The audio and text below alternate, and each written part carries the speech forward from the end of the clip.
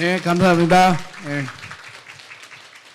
오늘 제가 말씀드릴 내용은 지금 주류 심장의학이 여러분들에게 잘못된 가설 또는 이미지를 강요하고 있는데, 그거에 대해서 먼저 말씀을 드리고, 그리고 그것을 바로잡음으로써 여러분들이 심장병이 왜 생기는지 확실하게 깨달을 수 있도록 그렇게 제가 강연을 이끌어갈까 합니다. 제가 그래서 오늘 제가 이 현대 주류 심장의학이 강조하고 있는 그런 것 중에서 6가지 잘못된 거를 갖다가 제가 나름 찾아냈습니다.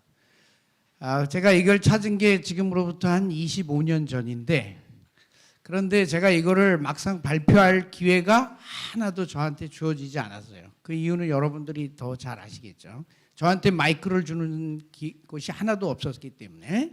그래서 저는 외롭지만 하여튼 내 나름대로 제가 이런 것들을 갖다가 제대로 알릴 기회를 가져야 되겠다 했는데, 여러분 오늘 마침 이런 기회가 돼서 여러분들도 아주 좋고 저도 역시 마찬가지로 매우 기쁩니다. 그래서 제가 여러분들한테 이 주류 심장의학이 세운 그 패러다임이 얼마나 잘못됐는지 그걸 설명해 드릴 테니까 여러분들이 잘 듣고 그리고 판단을 해 주시길 바랍니다.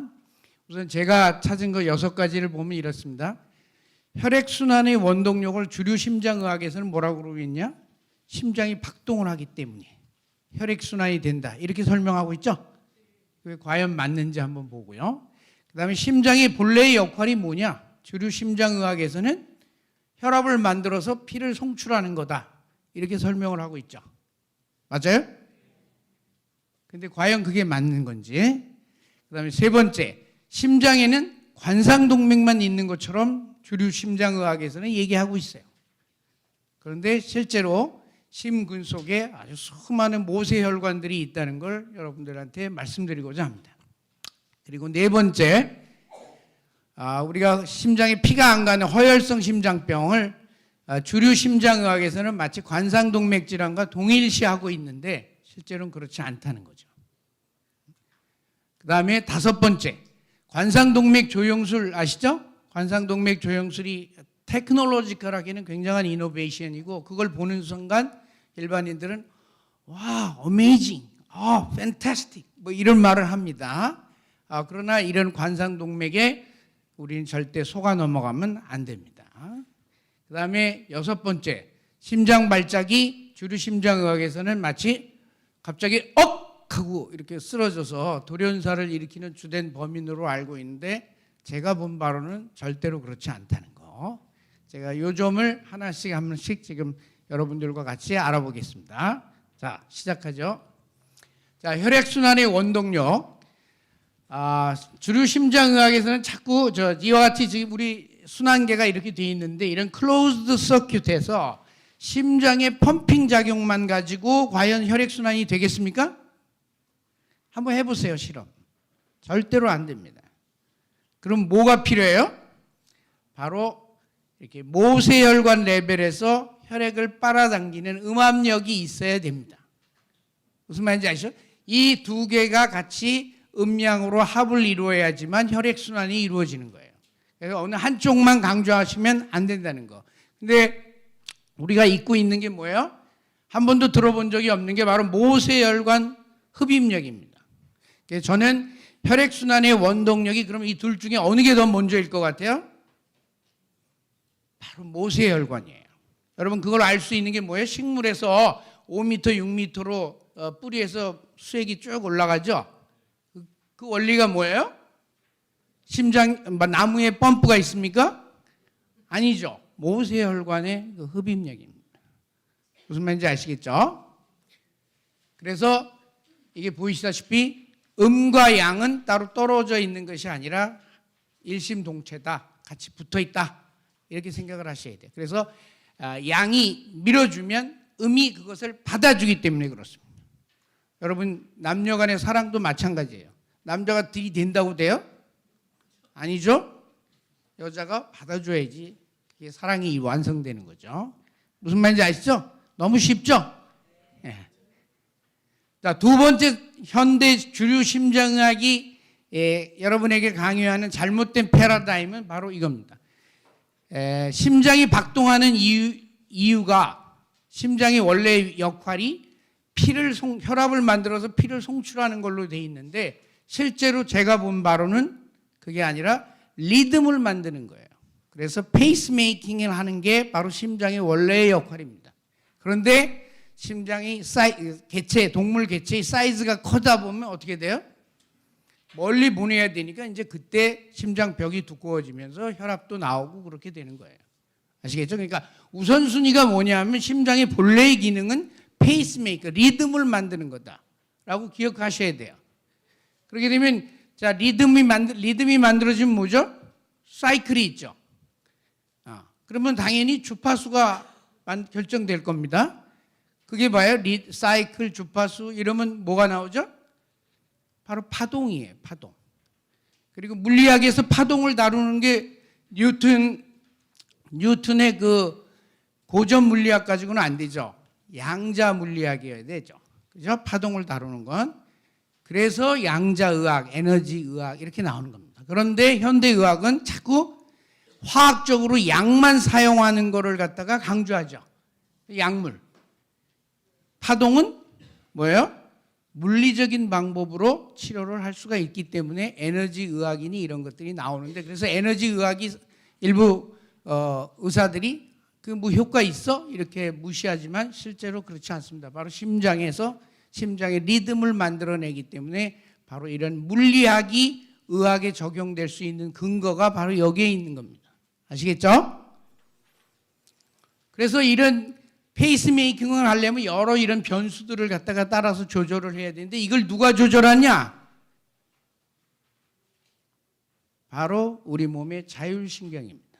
얘가 실시간 채팅하듯이 수시로 실시간 이걸 갖다가 모듈레이션을 해서 조절을 하는 거예요. 그래서 자율신경이 매우 중요합니다. 여러분 이 자율신경은 이따가도 나오겠지만 자신의 자율신경을 기능을 잃어버리는 게 그게 뭐예요? 그게 노화예요. 아시겠죠? 나이 들어서 바로 이 자율신경 기능을 잃어버리는 사람들 정말 많습니다. 아시겠죠? 그 다음에 세 번째 잘못된 패러다임이 또 뭐냐? 심장에는 마치 관상동맥만 있는 것처럼 현대 심장학은 이렇게 설명하고 있어요. 그런데 심장 근육 속에 수많은 모세혈관들이 있다는 걸 아셔야 됩니다. 자, 보시면 지금 현대 심장의학에서는 이게 심장 겉에 있는 이게 관상동맥이죠? 여기에. 그리고 이걸 보여주는 게 관상동맥 조형술이에요. 이렇게만 하기 때문에 심장 하면 관상동맥만 있는 건가 보다 이렇게 생각하기 쉬운데 이거는 죽은 사람의 부검에서 심장을 떼가지고 조영제를 넣었더니 이렇게 수많은 모세혈관들이 있어요. 심장 속에. 저도 25년 전쯤인가 이 사진을 보고서 내가 틀렸구나라는 걸 깨달았습니다. 그러니까 오늘 여러분이 이 사진을 본 순간 여러분도 심장에는 관상동맥만 있는 게 아니라 바로 이렇게 수많은 모세혈관 네트워크가 있다는 걸 갖다가 아셔야 돼요. 이게 관상동맥 조형술상에 보이지 않는다고 하더라도 여러분이 이걸 상상을 하셔야지만 제 이야기를 받아들일 수 있는 겁니다. 이해되셨어요? 예. 그래 바로 이거 굉장히 중요한 거예요. 그걸 비유적으로 설명할게요. 이게 뭐죠? 여기 한강이고 서울 시내에 주요 간선도로망입니다. 올림픽대로 또 강북강변로 뭐 이렇게 수직으로도 이렇게 돼 있죠? 그러면 이 지상의 교통량만을 가지고 서울시 교통량을 이동량을 파악할 수 있어요? 예, 없습니다. 왜? 지하에 이렇게 많은 지하철이 다니고 있기 때문에. 그래서 여러분 관상동맥만 가지고 심장의 혈류 상태를 파악하면 안 돼요. 관상동맥이 보여주지 않는 바로 심근 모세혈관 네트워크 속에 그 수많은 빠른 혈액 흐름 그걸 상상을 하셔야지만 심장병의 진짜 원인을 찾을 수 있습니다. 이해되셨죠? 이걸 또 다른 비유로 이렇게 하면 왜 이 모세혈관이 중요한지 제가 설명해 드릴게요. 자, 이게 부산에서 그 낙동강하구하고 이렇게 부산 앞바다가 이렇게 만나는 모습입니다. 바다. 이 바다에서 물이 증발을 해서 자, 어디요? 구름이 되죠? 구름이 이제 내륙으로 이동해서 비가 돼서 내립니다. 그러면 이때는 어때요? 물살 속도가 빠르죠. 그리고 뭐 물소리도 쾅쾅쾅쾅 거리고 막 그렇습니다. 그러나 이제 강폭이 내려오면서 강폭이 넓어지고 이 강하구가쯤 되면 어때요? 물살의 흐름이 느려지고 소리도 안 나고. 그래서 낙동강 하구쯤 가면 가보시다 보면 이게 어느 쪽이 상류인지 어느 쪽이 하류인지 잘 모를 정도로 그렇게 되는 겁니다.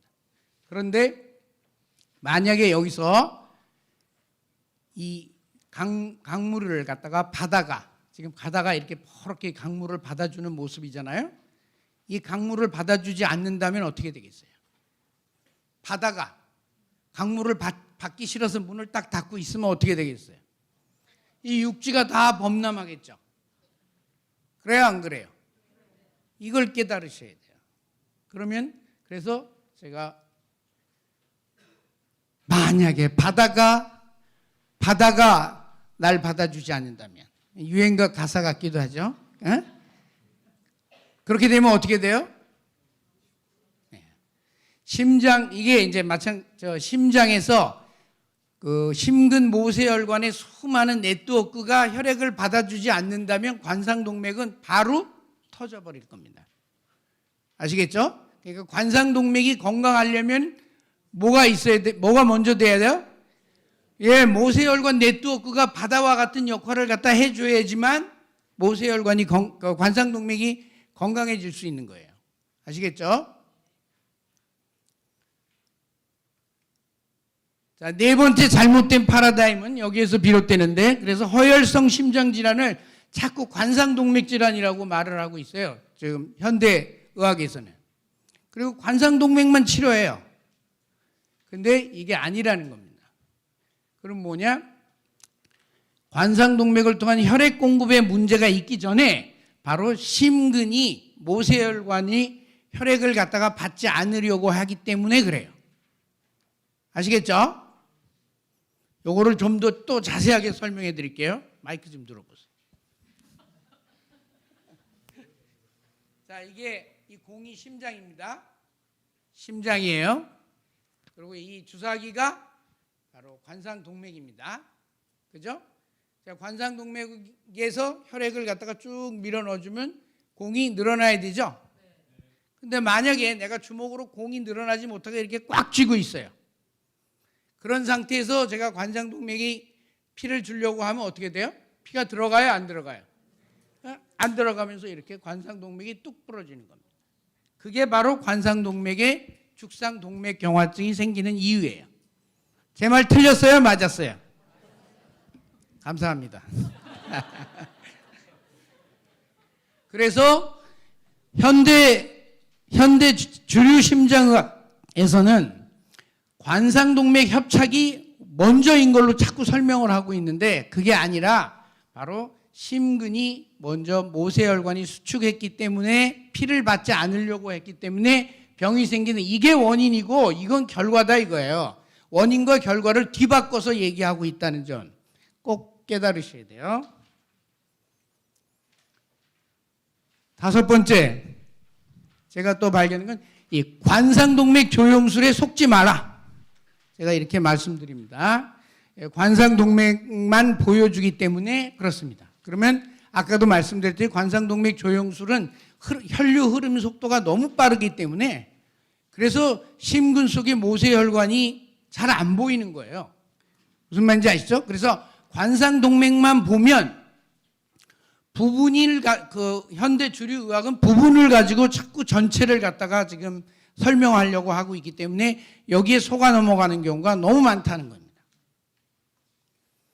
자, 보시다시피 이 좌측이 관상동맥 조영술로 이렇게 관상동맥을 보여주는 거예요. 그러나 아까 제가 뭐라고 그랬어요?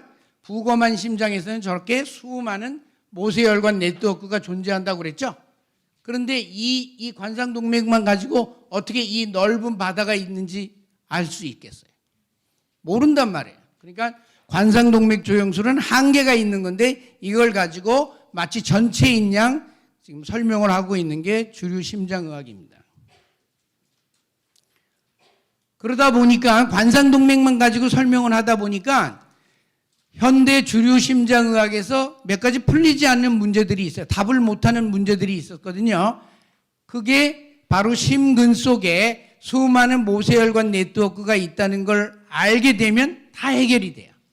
현대 주류 심장의학이 주로 관상동맥만 가지고 설명하지 못하던 게 뭐냐면 협착과 증상이 무관한 케이스. 다시 말해서 관상동맥에 협착이 있는데 환자는 증상이 없어요. 반대로 관상동맥은 멀쩡한데 환자가 협심통증을 느끼는 경우가 있어요. 이걸 설명해봐라. 그러면 현대 주류의학은 고개를 갸우뚱거리면서 atypical 케이스입니다. 이렇게 말하죠. 무슨 말인지 아시죠? 그러나 이거 심근과 관상동맥 질환을 따로 분리하면 바로 설명이 됩니다. 또 관상동맥 협착은 우측 관상동맥에 있는데 심근경색은 좌측에 생긴 경우를 어떻게 설명하겠어요? 관상동맥만 가지고는. 서로 다른데 그런 것도 이게 다 설명이 돼요. 그리고 왜 심장 발작이 주로 좌측 심천부, 에이펙스 부분에 많이 발생하는지도 이게 다 설명이 됩니다. 아시겠죠? 자, 이 환자는 사망을 했으니까 부검을 했겠죠? 이 환자는 심장병으로 죽은 사람이 아니에요. 그러나 이렇게 죽은 뒤 부검해서 관상동맥을 보니까 아주 거의 100% 막혀 있는 게 있어요. 그래도 환자는 살아있을 때 심장병 증상을 하나도 느끼지 않았다 이 말이에요. 아시겠죠? 이렇게 여기도 막힌 부분이 있으면 그 주변에 수많은 콜레터럴이라고 하는데 이게 우리말로 하면 측부혈행, 우회도로라고 그러죠. 우회도로들이 발달을 해가지고 바이패스하는 길이 있기 때문에 이렇게 막혀 있어도 피가 안 가는 게 아니라 이 우회도로를 통해서 돌아간다 이거예요. 이해하셨죠?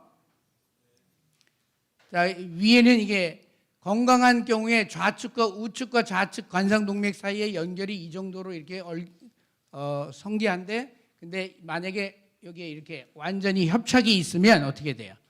더 촘촘한 연결이 되게끔 모세혈관 네트워크들이 발달한다 이거예요. 무슨 말인지 아시죠? 그래서 이런 시간만 주면 충분히 심장은 스스로 살 길을 찾는다. 이런 뜻을 알아주셔야 됩니다. 이것도 마찬가지로 아까 말씀드렸지 여기서부터 여기까지가 관상동맥이 다 막혔죠? 안 보여요. 근데 이 환자 심장 발작, 심근경색이 생긴 부위는 어디예요? 여기 에이펙스 부분이에요. 왼쪽.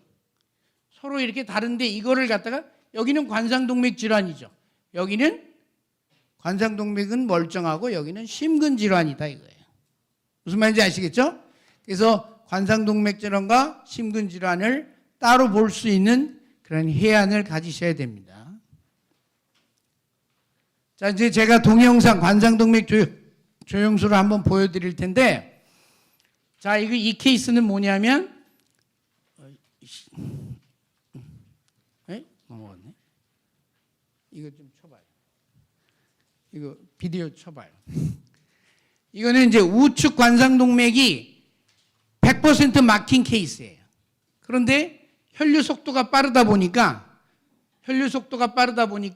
요거 눌러야지 요거 여기 밑에 마치 막힌 부분을 통해서 위에서 아래로 그냥 피가 가는 것처럼 보여요. 그래서 많은 사람들이 이거 내가 아까 해보라고 그랬잖아. 아까는 됐는데 왜 됐어? 자, 다시 해봐요. 죄송합니다.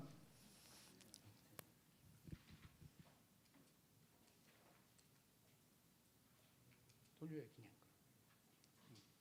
하고 있어. 예.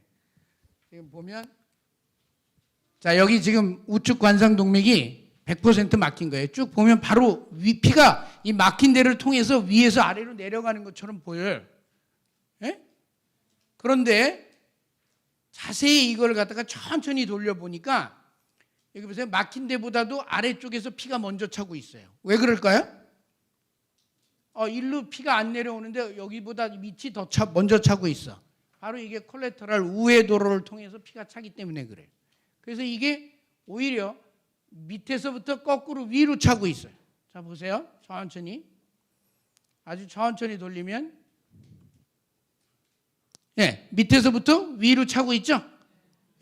그리고 위에서부터 이렇게 내려와서 여기는 완전히 100% 막힌 거예요. 그러면 이 말은 뭐냐면 이 환자는 여기로 피가 지나가는 게 아니라 이 막힌 부분이 아니라 이 우회 도로를 통해서 혈류가 잘 가고 있다는 뜻이에요. 그죠? 그런데 이걸 갖다가 관상동맥 조영술을 갖다가 쫙 빠르게 필름이 빨리 혈류 속도가 워낙 빠르기 때문에 이렇게 보면 여기가 막혔습니다. 그러면서 심장 전문의가 와서 환자나 보호자들한테 곧 돌아가실 것 같습니다. 빨리 응급으로 시술을 하지 않으면 안 되겠습니다. 이거 열어야 됩니다.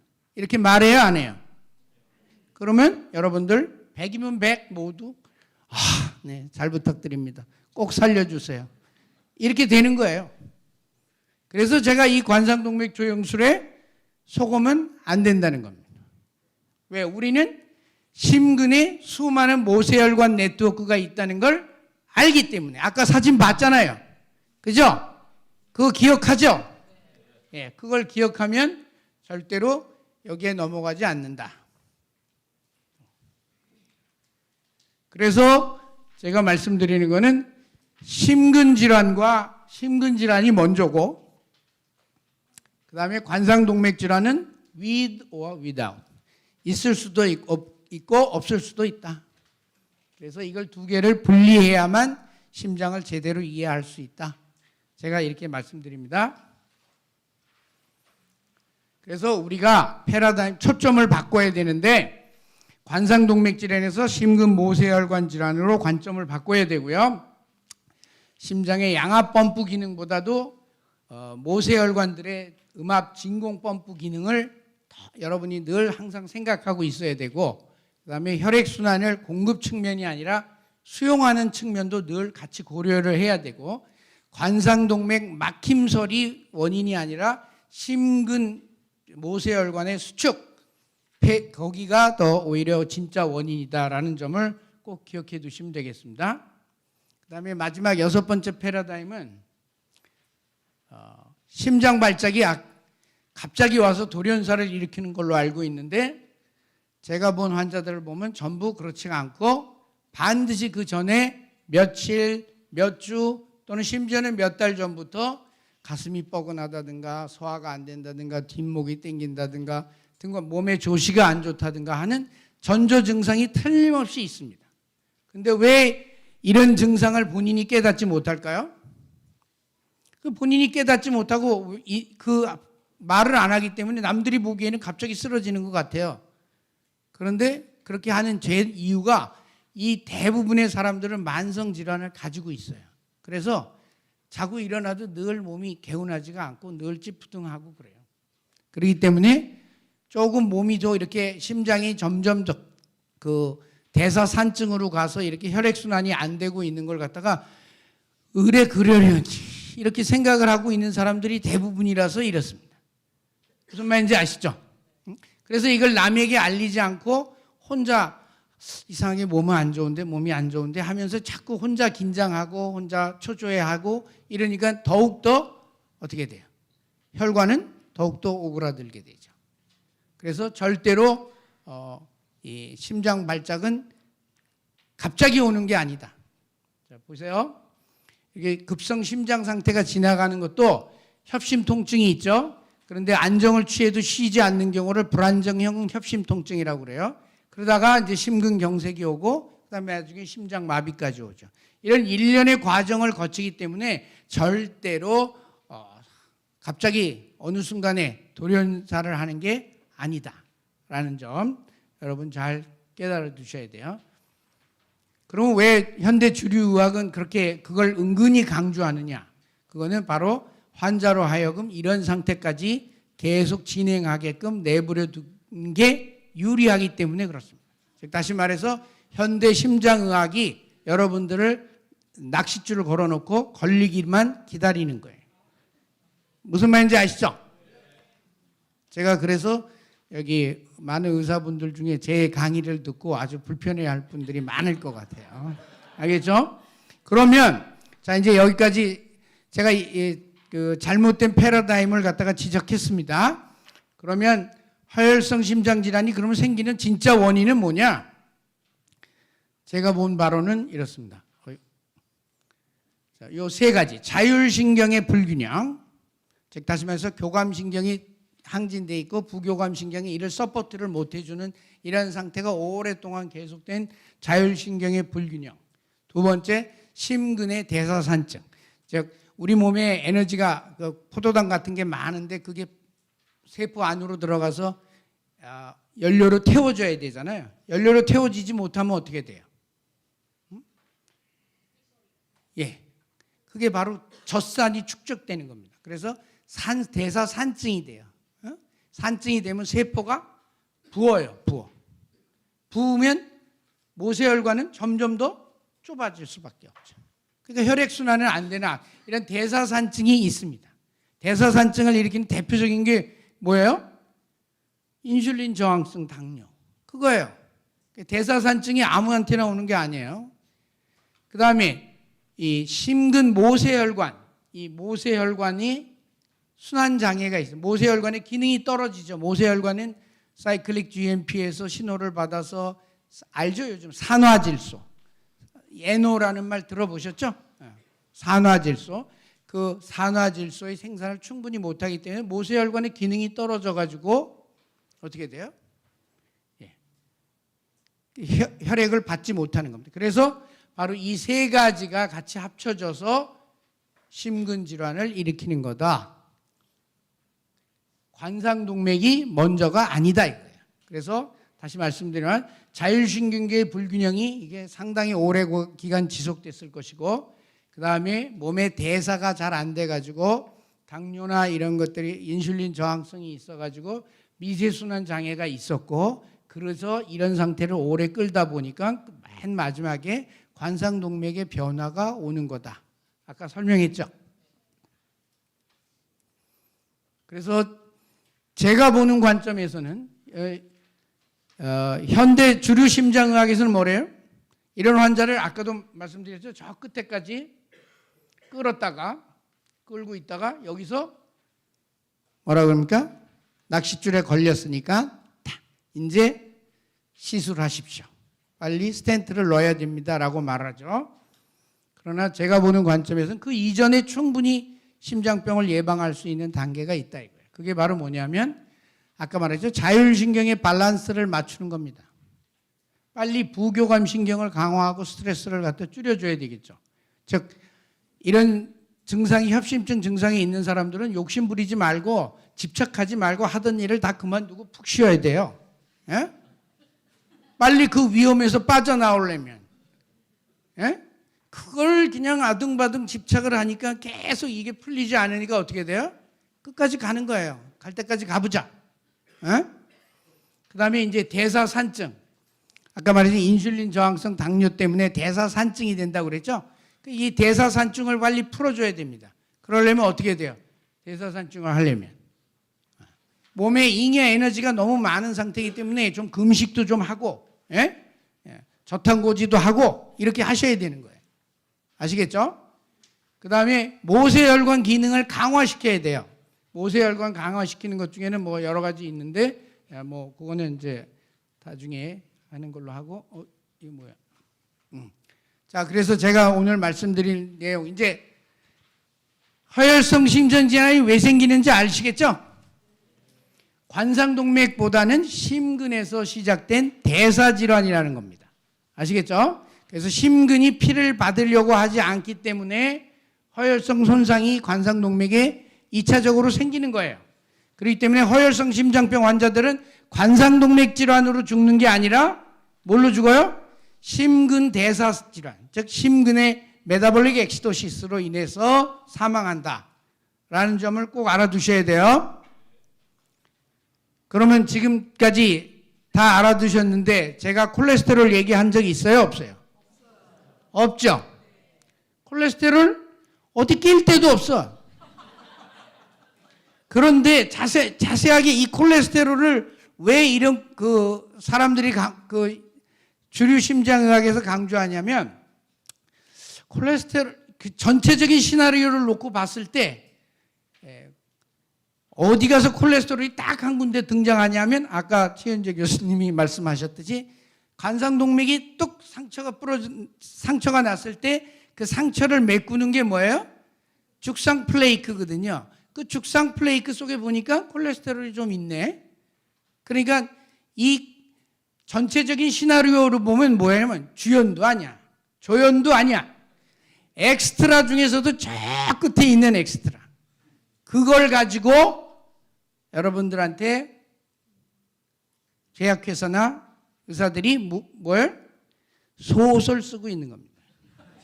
소설. 감사합니다. 무슨 말인지 아시겠죠? 예. 그 소설 쓰고 있는 거예요. 제가 이렇게 여기 말씀드립니다만 혈관을 막히게 하는 거는 혈전이지 콜레스테롤이 아니에요. 또 콜레스테롤이 높다고 해서 혈관이 막혔다는 증거가 없어요. 그래서 주류 심장의학 하는 사람한테 콜레스테롤로 인해 가지고 혈관이 막힙니까? 이렇게 한번 물어보세요. 그러면 그 사람도 아니요, 그렇게 말한 적 없습니다. 그럼 뭐예요? 콜레스테롤이 혈관을 막는다는 것과 같은 뉘앙스만 풍겼다 이거예요. 무슨 말인지 알겠죠? 뉘앙스만 풍겼다. 무슨 말인지 알겠죠? 지금까지 제가 한 말 다 이해하셨어요? 제 이해하셨으면 박수 한번 쳐봐 주세요. 근데 아직 저기 보니까 박수 안 치신 분이 몇 있어. 이보다 더 어떻게 쉽게 설명을 해야지 이해를 한다는 거예요, 도대체. 예? 참. 그런 분들만 지금 요 마지막 퀴즈 한번 맞춰보세요. 지금 아직까지 이해 못하신 분들, 자 보세요. 퀴즈 1번. 허혈성 심장병은 왜 생기는가? 1번. 관상동맥이 막혀서다. 2번. 심근모세혈관의 수축 때문이다. 저분은 아직까지 말을 안 하시네. 예? 2번이에요. 두 번째 문제. 관상동맥의 협착이나 막힘이 있을 때 그 원인은 1번 콜레스테롤 때문이다. 2번 혈관벽의 염증으로 발생한 혈전 때문이다. 네, 2번. 세 번째, 콜레스테롤이 혈의 흐름을 막았다는 증거가 있다, 없다? 없다. 답은 모두 2번입니다. 이제 다 이해하셨죠? 예, 감사합니다. 그러면 제가 이렇게 너무 짧은 시간에 이 많은 거대한 담론을 갖다가 얘기하려다 보니까 시간이 없었지만 제가 좀 더 자세한 내용을 알고 싶으신 분들은 제가 쓴 책이 있습니다. 심장발작 왜 생기는가라는 책이 있으니까 요거 참고해 주시고, 그다음에 거기서 빠져나오는데 부교감 신경을 강화하는 게 이게 평소에 굉장히 중요합니다. 그래서 부교감 신경을 강화하라는 책도 있고, 굳이 콜레스테롤이 관심이 있으시다면 제가 오래전에 쓴 콜레스테롤과 포화지방에 대한 오해풀기란 책, 그리고 콜레스테롤은 적이 아니다라는 책이 있으니까 이거를 참고해 주시기 바랍니다. 감사합니다.